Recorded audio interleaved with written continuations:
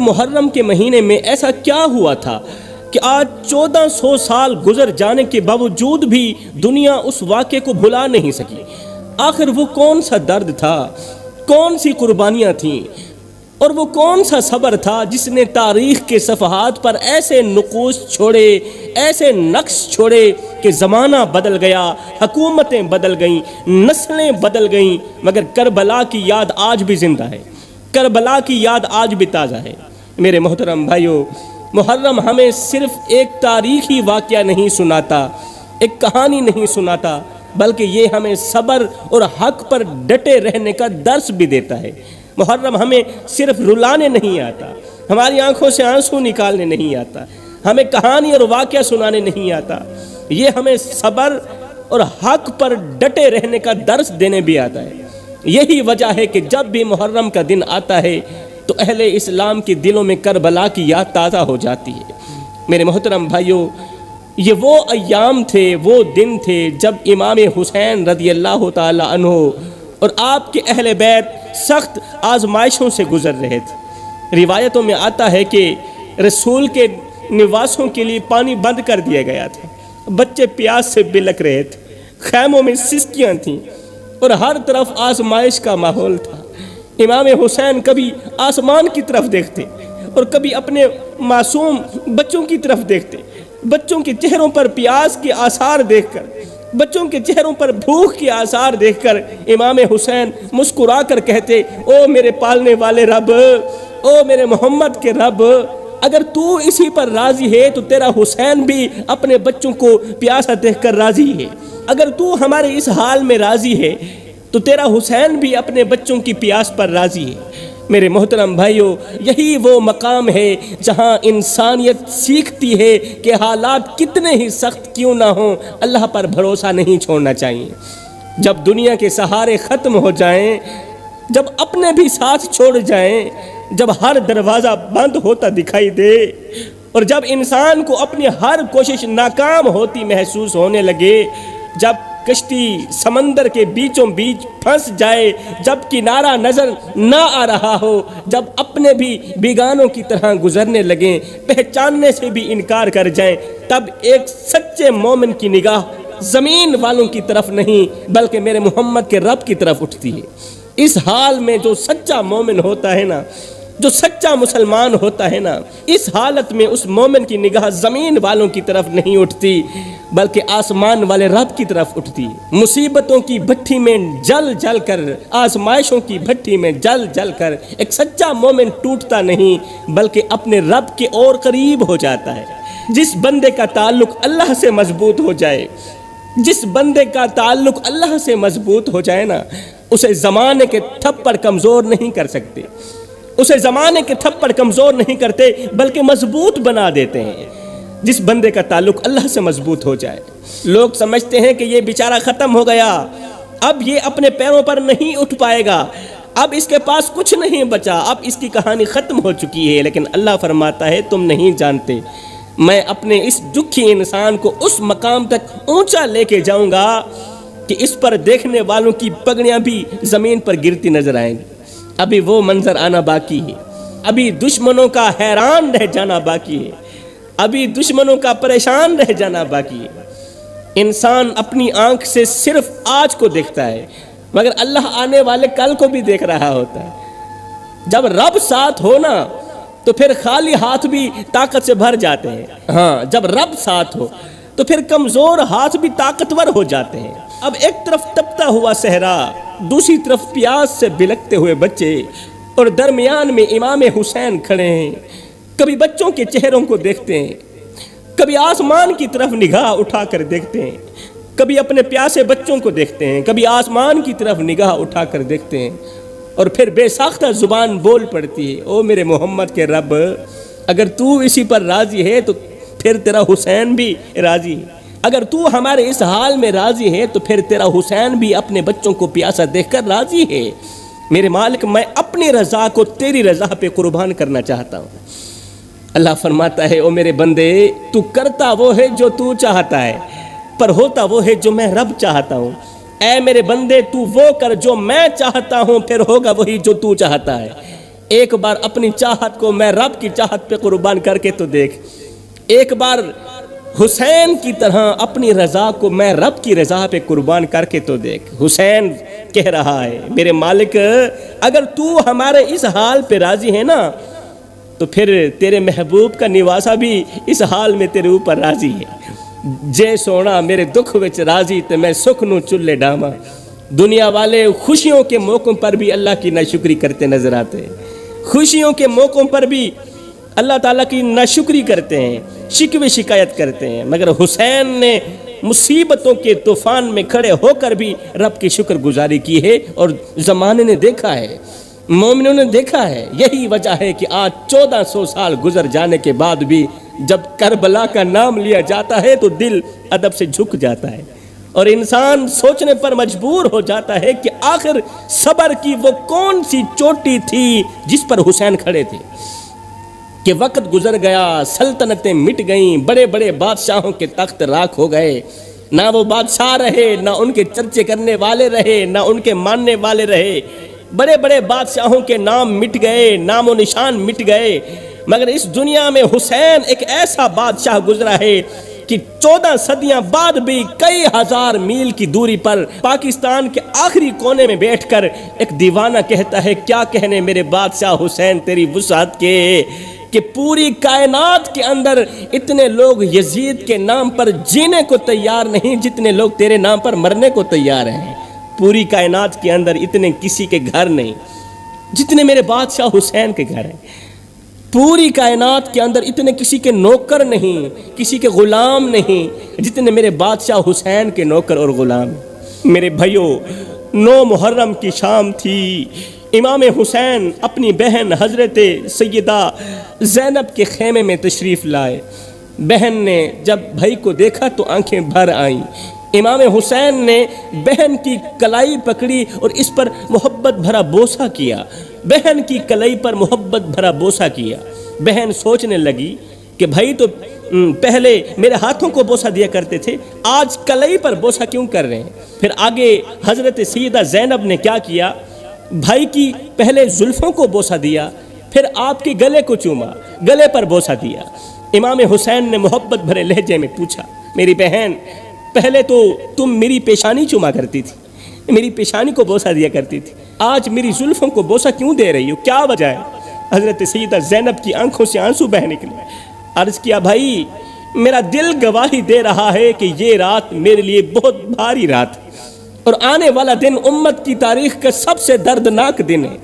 میرے بھائی، آج رات ہماری ماں حضرت سیدہ فاطمہ الزہرا خواب میں تشریف لے آئی تھی۔ میرے خواب میں میری ماں آئی تھی، انہوں نے مجھے بتایا تھا کہ آج کا دن تیرے بھائی حسین کا آخری دن، تیرے حسین کی زلفیں خون سے لت پت ہو جائیں گی، لت پت ہو جائیں گی تیرے بھائی کی زلفیں، جتنا ہو سکے بھائی کی زلفیں چوم لینا، بوسے لے لینا، کیونکہ آج کا دن تیرے بھائی کی زندگی کا آخری دن ہوگا۔ نبی کا کلمہ پڑھنے والے تیرے بھائی پر ایسا وار کریں گے کہ تیرے بھائی کا سر تن سے جدا کر دیں، اس لیے اگر ہو سکے تو بھائی کا گلا بھی چوم لینا، کیونکہ کل اسی گلے پر وار ہوں گے۔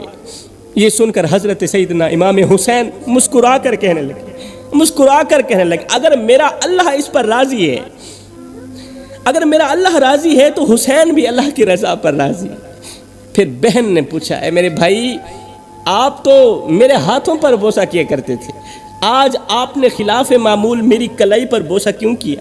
امام حسین نے فرمایا، آج رات میرے خواب میں بھی میری ماں سیدہ فاطمہ الزہرا تشریف لائی تھی، انہوں نے مجھے بتایا تھا کہ اگر ہو سکے تو بہن کی کلائی چوم لینا اور اسے حوصلہ بھی دینا، کیونکہ کل کے دن میں تیری بہن کے ہاتھوں میں ہتھ کھڑیاں لگ جائیں گی، اور بہن کو کہنا کہ وہ صبر کا دامن مضبوطی سے پکڑے گی، اور میں تم دونوں کا جنت میں انتظار کر رہی ہوں۔ میرے بھائیوں، 10 محرم کا دن تھا، چاروں طرف شہیدوں کے ڈھیر لگے ہوئے تھے۔ آخر میں حضرت امام حسین کربلا کے میدان میں جانے لگے، آپ کی معصوم بیٹی نے گھوڑے کی لگام پکڑ لی، بیٹی نے گھوڑے کی لگام پکڑ لی، ننھی سی بیٹی ہے، رو کر کہنے لگی، اے گھوڑے، میرے بابا کو لے کر میدان میں مت جانا، کیونکہ میں نے دیکھا ہے اس میدان میں ہمارے خیمے سے جو بھی گیا ہے زندہ واپس نہیں آیا۔ کیسا منظر ہوگا وہ جب ایک باپ گھوڑے پر سوار ہوگا، اور اس کی معصوم سی ننھی سی بیٹی گھوڑے کے قدموں سے لپٹ کر منتیں کر رہی ہوگی کہ آگے مت بڑھنا، آگے مت جانا، اے گھوڑے میرے بابا کو مجھ سے دور مت لے جانا۔ میرے بھائیو، ایک طرف حق کا علمبردار باپ کھڑا ہے، دوسری طرف اس کی معصوم بیٹی کھڑی۔ وہ شاید جنگ نہیں سمجھتی، وہ شاید حالات کی سنگینی نہیں جانتی، وہ معصوم بچی ہے، وہ ننھا سا پھول ہے، وہ جنگ کے حالات نہیں جانتی، مگر اتنا ضرور جانتی ہے کہ جو بھی اس میدان میں گیا ہے زندہ واپس نہیں آیا۔ لکھنے والے لکھتے ہیں کہ امام حسین نے آخر میں اپنے بیمار بیٹے حضرت زین العابدین سے فرمایا کہ میری بیٹی کا خیال رکھنا، اسے اٹھا لو اور اس کا خیال رکھنا، یہ وہ میری بیٹی ہے کہ جب تک میں اسے اپنے سینے پر نہیں سلاتا تھا مجھے نیند نہیں آتی تھی، اور میری بیٹی بھی جب تک میرے سینے پر نہیں لیٹتی تھی میری بیٹی کو بھی نیند نہیں آتی تھی۔ یہ باپ کے سینے پر سونے کی عادی ہے، یہ جو میرا پھول ہے نا یہ باپ کے سینے پر سونے کا عادی ہے۔ ذرا تصور کرو، ایک لمحے کے لیے سوچو میرے بھائیو، ایک ننھی سی بچی جس کی پوری دنیا اس کا بابا ہو، جس کی ہر خوشی اپنے باپ سے شروع ہوتی ہو اور اپنے باپ پر ہی ختم ہوتی ہو۔ کہا جاتا ہے کہ کربلا کے اندر بڑے بڑے مصائب آئے، بڑے بڑے صدمے آئے، مگر جب اس ننھی سی بیٹی کی جدائی کا لمحہ سامنے آیا تو امام حسین کی آنکھوں سے آنسو نکلتے نظر آئے۔ اتنے بڑے مصائب آنے پر بھی حضرت امام حسین نہیں روئے، آنکھوں سے ایک آنسو بھی نہیں نکلا، مگر جب ننھی سی بیٹی کی جدائی کا لمحہ آیا، جدائی کا وقت آیا، آپ نے دیکھا کہ بیٹی نے گھوڑے کے پیر پکڑے ہوئے اور کہہ رہی ہے کہ آگے مت جانا، یہاں پر جو بھی جاتا ہے واپس نہیں آتا۔ یہ منظر دیکھ کر امام حسین کی آنکھوں سے آنسو نکلتے نظر، کیونکہ اس شہزادی کو نہیں معلوم تھا کہ یہ حق اور باطل کی جنگ ہے، اسے نہیں معلوم تھا کہ کربلا میں شہید ہونے والوں کا مقام کیا ہوتا ہے، اسے کیا خبر تھی کہ تاریخ کا سب سے بڑا معرکہ اس کی آنکھوں کے سامنے برپا ہے۔ وہ تو بس اتنا جانتی ہے کہ جو بھی اس میدان میں گیا ہے وہ واپس زندہ نہیں آیا، پھر وہ مجھ سے باتیں نہیں کرتا۔ علی اکبر بھی گیا تھا، جب واپس آیا تھا تو وہ مجھ سے باتیں نہیں کرتا تھا، جو بھی وہاں جاتا ہے واپس آ کر مجھ سے میٹھی میٹھی باتیں نہیں کرتا، وہ میری طرف دیکھتا نہیں، اس کی آنکھیں ہمیشہ کے لیے بند ہو جاتی ہیں۔ پھر میں اسے آواز دیتی رہ جاتی ہوں اور وہ جواب نہیں دیتا، مجھے خطرہ ہے، مجھے ڈر ہے کہیں میں اپنے باپ امام حسین کو آواز دوں اور آگے جواب نہ آئے۔ بیٹی کو اپنی بہن کے حوالے کیا، کہا میری بیٹی کا خیال رکھنا، یہ کہتے ہوئے امام حسین نے صبر کو اپنے گلے لگایا۔ کتنا بڑا صبر کیا ہوگا آپ اندازہ لگا سکتے ہیں۔ بسم اللہ پڑھ کر تلوار اٹھائی اور نکل پڑے میدان کی طرف۔ ایسا لگ رہا تھا جیسے صدیق کی صداقت، فاروق کی عدالت، عثمان کی سخاوت اور علی کی شجاعت حسین کے سر پر پہرا دے رہی ہے۔ ایسا لگ رہا تھا جیسے تمام فرشتوں کی نظر کربلا کی طرف لگی ہوئی ہو۔ ایسا لگ رہا تھا جیسے صبر نے انسان کی شکل اختیار کر لی ہو۔ امام حسین میدان کربلا میں اتر آئے، بھوکا ہے حسین، پیاسا ہے حسین۔ یزیدیوں نے کہا علی اکبر شہید ہو گیا، حسین کی کمر ٹوٹ گئی ہوگی۔ پیاس نے حسین کو گھیر رکھا ہوگا، بھوک نے حسین کا حال برا کر دیا ہوگا، مصیبتوں نے حسین کو کمزور کر دیا ہوگا، مگر وہ نہیں جانتے تھے کہ حسین کی رگوں میں جو خون ہے وہ کس کا خون ہے؟ یہ علی کا خون ہے، اور علی کا خون بھوکا پیاسا ہو سکتا ہے مگر کمزور ہونے کا تصور بھی نہیں کیا جا سکتا۔ دشمن حسین کے جسم کو تو دیکھ رہے تھے مگر حسین کے حوصلے کو نہیں دیکھ رہے تھے، حسین کی ایمان کو نہیں دیکھ رہے تھے۔ وہ پیاس کو تو دیکھ رہے تھے مگر امام حسین کے اندر جو ایمان کی طاقت تھی اسے نہیں دیکھ رہے تھے۔ یزیدیوں کو لگ رہا تھا کہ اب حسین تھک چکے ہیں، مگر حسین تو ہر شہادت کے بعد اور زیادہ مضبوط ہو رہے تھے۔ علی اکبر کی جدائی نے آنکھوں کو نم ضرور کیا تھا، علی اکبر کی جدائی نے آنکھوں کو نم ضرور کیا تھا مگر ارادوں کو تو اور زیادہ مضبوط کر دیا تھا، ارادوں کو کمزور نہیں کیا تھا۔ بعض لوگ سمجھتے ہیں کہ طاقت کھانے سے آتی ہے، طاقت پانی پینے سے آتی ہے، طاقت دودھ پینے سے آتی ہے، طاقت لشکروں سے آتی ہے، مگر کربلا نے سکھا دیا کہ سب سے بڑی طاقت یقین سے آتی ہے۔ جب دل میں اللہ کی رضا ہو تو 3 دن کی پیاس بھی انسان کو گرا نہیں سکتی، 3 دن کی بھوک بھی انسان کو کمزور نہیں کر سکتی جب دل میں اللہ کی رضا ہو۔ قسم ہے اللہ پاک کی جوانوں، جب علی کے شیر نے کربلا کی سرزمین پر قدم جمائے تو دشمنوں پر ہیبت طاری ہو گئی، ہر طرف حق کی للکار گونج رہی تھی اور باطل کے لشکر پر خوف کے سائے منڈلا رہے تھے۔ اس وقت کسی نے آواز دی، اے حسین اگر آپ کو میری ضرورت ہو تو میں حاضر ہوں۔ امام حسین نے فرمایا نہیں، یہ امتحان ہے صرف حسین کا، یہ صرف حسین کا امتحان ہے، اور امتحان گاہ میں نقل کرنا جرم ہے۔ امتحان گاہ میں ہر سوال کا جواب انسان کو خود کو دینا پڑتا ہے۔ یہی وجہ ہے کہ حسین ہر مصیبت کو اپنے سینے پر برداشت کرتے رہے، ہر دکھ کو اپنے دل ہی دل میں سمیٹتے رہے، مگر اپنے قدم پیچھے نہیں ہٹائے۔ امام حسین کی تلوار چلتی رہی، یزیدیوں کی گردنیں کٹتی رہی۔ اب دنیا کی کوئی بھی طاقت اس تلوار کو نہیں روک سکتی، اب دنیا کی کوئی طاقت اس تلوار کو نہیں روک سکتی، مگر اچانک امام حسین کی تلوار رک گئی۔ اچانک امام حسین کی تلوار رک گئی۔ یزیدیوں میں ہلچل مچ گئی کہ جس تلوار کو پیاس نہ روک سکی، جس تلوار کو بھوک نہ روک سکی، علی اکبر کی جوانی نہ روک سکی، وہ تلوار اچانک کیسے رک گئی؟ اس لیے کہ نماز کا وقت ہو چکا تھا۔ آئے ہائے سبحان، نماز کا وقت ہو چکا تھا۔ یزید کی فوج سوچ رہی تھی کہ یہ کیسا مرد ہے جسے دنیا کی کوئی طاقت روک نہیں سکی، جسے پیاس نہیں روک سکی، جسے ہماری تلواریں نہیں روک سکی، مگر نماز کا وقت آتے ہی سب کچھ رک گیا، سب کچھ رک گیا۔ ہم لوگ کتنی آسانی سے نماز چھوڑ دیتے ہیں، نام اس کا لیتے ہیں جس کا بدن زخموں سے چور چور ہے، نماز پھر بھی نہیں چھوڑی، اور ہم صحت مند ہو کر نماز چھوڑ دیتے ہیں۔ نام اس حسین کا لیتے ہیں جو 3 دن کا پیاسا ہے پھر بھی نماز نہیں چھوڑتے، ہم شربت پی کر نماز چھوڑ دیتے ہیں۔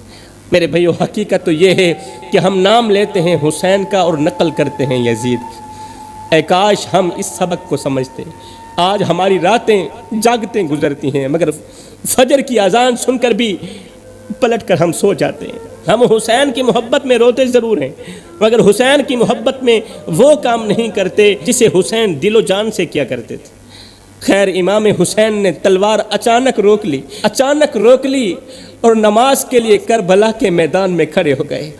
امام حسین نے قیام کیا، رکوع میں گئے، جب سجدے میں گئے تو مسکرا کر کہنے لگے، او میرے مالک، او میرے محمد کے رب، تجھے راضی کرنے کے لیے میں نے علی اصغر قربان کر دی، تجھے راضی کرنے کے لیے علی اکبر کی جوانی بھی تیرے نام کر دی، تجھے راضی کرنے کے لیے میں نے سب کچھ کیا، بتا تو صحیح تو بھی حسین پہ راضی ہوا ہے کہ نہیں ہوا؟